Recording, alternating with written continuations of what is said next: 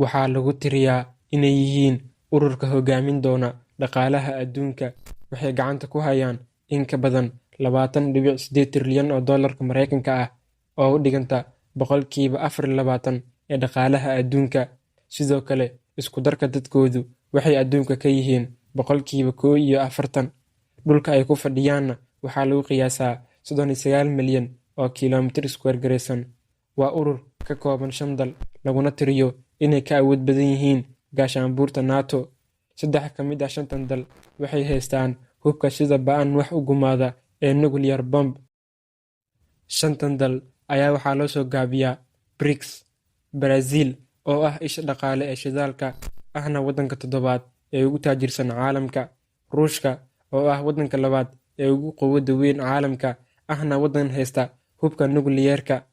India, oo lagu tiriyo inuu shacabkeedu yahay shaqaalaha ugu badan adduunka, in ka badan 402 milyan oo shaqaale Indiyaan ah ayaa howlgala, iyada oo sidoo kale adeeg bixiye u ah ururkan.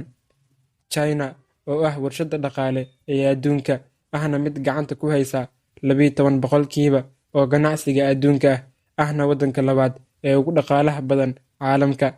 Waxaana 4 dal soo shaneeya South Africa, oo ah waddan qiimo weyn ka siiya Indiya iyo Shiinaha gudaha qaaradda Afrika ee dhanka dhaqaalaha.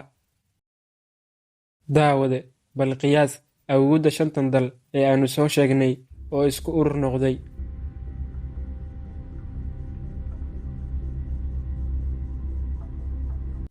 Ereyga BRIC waxaa la rumaysan yahay inuu hindisay nin lagu magacaabo Jim O'Neill, oo ahaa madaxii hay-adda Goldman Sachs, oo ah hay-ad maaliyadeed oo caalami ah. Markii la aasaasay ururkan, waxay ahaayeen keliya 4 dal, oo South Africa maysan ka tirsaneen ururkan, waxayna ku soo biirtay sanadka markuu ahaa 2010.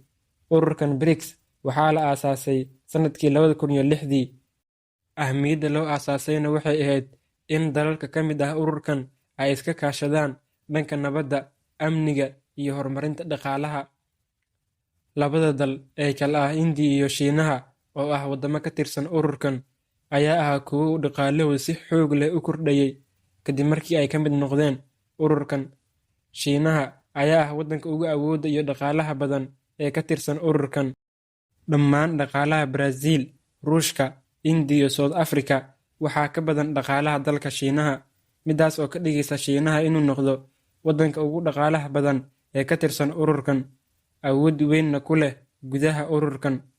Wayna adkaan lahayd inuu ururkan jiro haddii uusan ka tirsaneen waddanka Shiinaha.